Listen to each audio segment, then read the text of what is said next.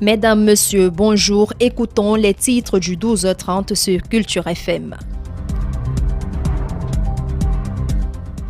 Journée du 21 octobre 2016 à Ezeka. Et si ça se reproduisait? Culture FM Info Midi ce lundi ouvre un dossier pour interroger l'état des lieux de la ville 4 ans après.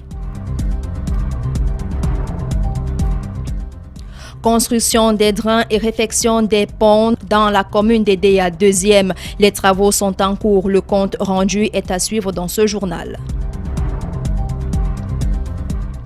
Cambriolage mortel à Apou dans l'arrondissement d'Edéa 1er. Les rebondissements de cette triste affaire enregistrée la semaine dernière vous sera relayé dans le 12h30. Enfin, changement de mentalité, une urgence pour la promotion du développement local. C'est l'objet de la chronique du Camerounais nouveau.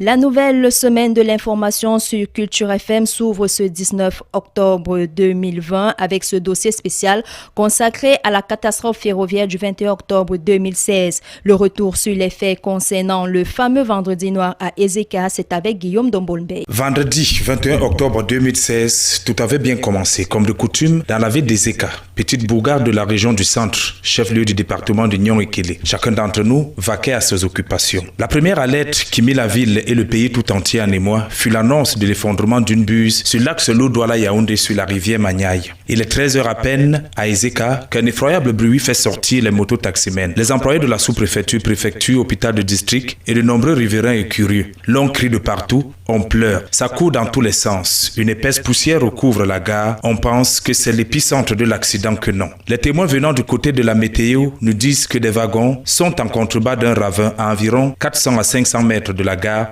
au lieu du conteneur bleu. Une fois sur les lieux, c'est cauchemardesque. Les wagons sont couchés sur des passagers. D'autres sont éventrés, démembrés, des têtes éclatées, méconnaissables. Plusieurs personnes sont coincées, qui par le bras, qui par une jambe. C'est insoutenable, leur cri de détresse. Les rescapés sont couverts de boue, de sang. Les secours s'organisent. Du préfet d'alors, Aboubakar Eyawa, que j'ai vu pleurer, au dernier habitant d'Ezeka.